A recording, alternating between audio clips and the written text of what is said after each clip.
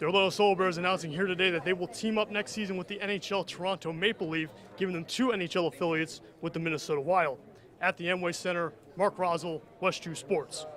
The Tostitos Fiesta Bowl marks the last time that quarterback Blake Bortles will have with his 3 senior offensive linemen, Justin and Jordan McCray and Chris Martin. But all of his offensive weapons will be returning next season except for Godfrey, giving him a big decision to make at the end of the season whether or not to return for a senior season.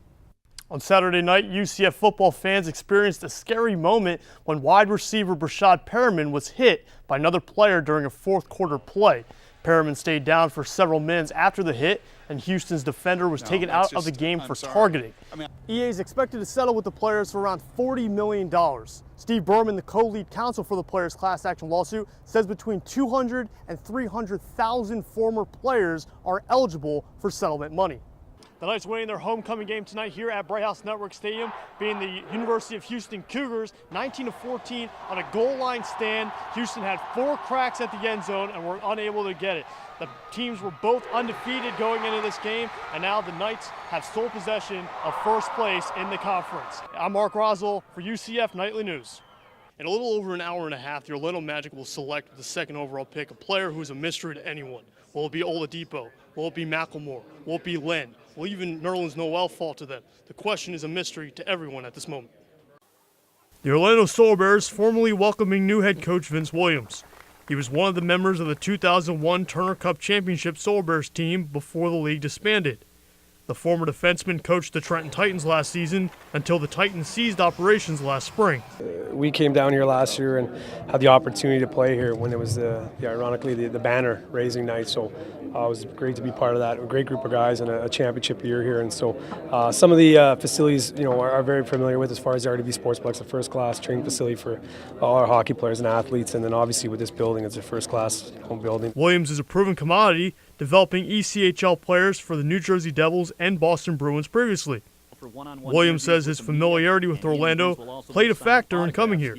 There was some familiarity that made it easy, and obviously with for us the biggest decision was making sure that everyone was comfortable moving forward. The Solar Bears also brought over Satellite Beach native Ian Slater, formerly with Williams Titans. The management, top-rate organization, and they take care of their players. You couldn't really ask for more. The Orlando Solar Bears announcing here today that they will team up next season with the NHL Toronto Maple Leaf, giving them 2 NHL affiliates with the Minnesota Wild. At the Amway Center, Mark Roszel, West 2 Sports. In the Electronic Arts Sports Series NCAA football, users can play with their favorite college teams and players. But now the video game producer and collegiate licensing company is calling it quits. On September 26th, General Manager of American Football for EA Sports, Cam Weber, announced the cancellation of future versions of the game.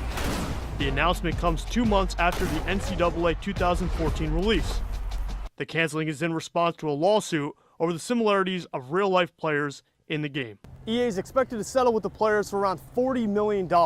Steve Berman, the co-lead counsel for the players' class action lawsuit, says between 200 and 300,000 former players are eligible for settlement money.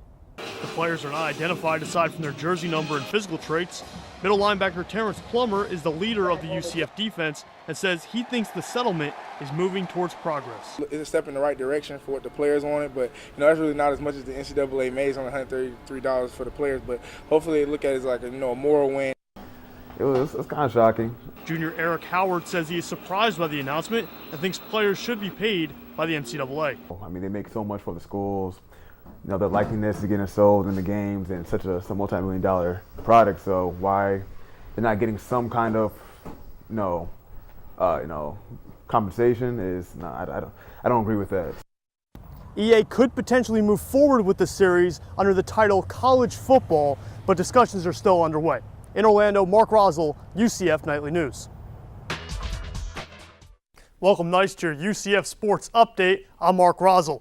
It's the battle of undefeated conferences playing Saturday. The number 21 ranked Knights football squad is gearing up for their homecoming game tomorrow against the University of Houston. The Knights last beat Houston at Bright House Network Stadium in a close 2009 game when the Cougars were ranked 13th in the country, 37-34. The Knights are coming off their highest ranking in program history and are undefeated in conference play after beating UConn 2 Saturdays ago. O'Leary talked Monday about the familiarity of Houston's coach to this rivalry. Well, it's new people, and stuff, but the coach was there in 2009 and 10. I think he was with special teams. Kickoff is at 7 p.m. and will be broadcast on ESPN2. Another weekend, another day closer to Blake Bortles winning a quarterback award. Bortles made the cut for the Davey O'Brien Award presented every year to the nation's best college quarterback. He's among 16 of the nation's best fighting for the award. Bortles made the list over last year's Heisman winner, Texas A&M's Johnny Manziel. Semifinal vote opens Monday at 3 p.m. Go vote. It's that time of the year, Knights fans, basketball is back. Isaiah Sykes and company are taking on the University of Tampa Spartans tonight. First game in the American Athletic Conference for them, and they're sporting a new look blacktop court. The passing of the torch from Keith Clanton to Isaiah Sykes begins. The Knights are starting their toughest season yet with scheduled opponents including NCAA champion Louisville, Memphis, and UConn. Tip-off is at 8:30 p.m. at CFE Arena. Your quarterback and Oviedo hometown hero Blake Bortles is closer to being the 2013 Johnny Unitas Golden Arm Award winner. The list of 30 college quarterbacks is cut this week from 30 to 15 players. Bortles is on a list with players like Alabama's A.J. McCarron, Clemson's Taj Boyd, and Miami's Stephen Morris. Last year's Heisman winner Johnny Manziel is not on the list.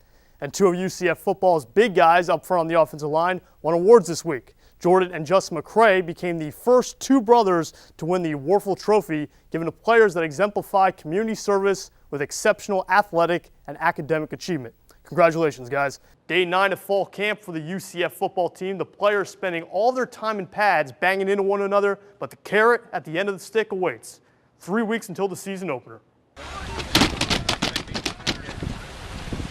Just shoulder pads today on the practice fields next to Bright House Stadium. Coach O'Leary's men continuing to get plenty of reps. The vets are picking things up quicker. The younger players are a tad bit slower. O'Leary saying they need to increase their awareness.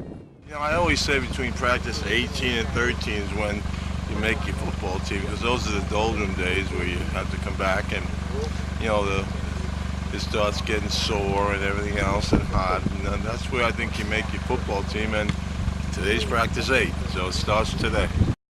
Magic releasing their preseason schedule today. First exhibition game is October 9th against the Pelicans in Jacksonville at Veterans Memorial Arena.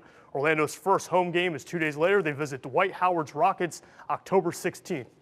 6 games on the NFL preseason schedule tonight, including the defending champion Baltimore Ravens, tackling the Bucks in Tampa. No Darrelle Revis tonight for the Bucks. Revis still recovering from a torn ACL he suffered last season. Had some rainy weather hit the new sombrero tonight. Good start for the Bucks. Second quarter straight ISO here. Brian Leonard, tough 3-yard run, touchdown. Bucks up 13-7 late second quarter. Ravens up 17-13. Special teams breakdown. Punt blocked by Brennan Trawick. Recovered in the end zone by Laquan Williams. Bucks lose big, 44-16. It's been 62 months since Tiger Woods last won a major, the U.S. Open in 2008. Today, Tiger with his last shot at trying to win one of the big 4 tournaments this year. First round of the PGA Championship, a tourney he's won 4 times, and he's got some work ahead of him if he's going to make it 5. Tiger gets off to a decent start, shoots 33 on his front 9, back 9 trouble. On the 9th, his last hole in the rough. His third shot goes into the bunker. He double bogeys, goes from 1 under to 1 over. Jim Furyk, his best round ever in a major, 6 birdies, just 1 bogey, shoots a 65. He's 5 under. Furyk and Adam Scott, co-leaders at 5 under. Tiger Woods and Phil Mickelson 6 shots back. They are 1 over.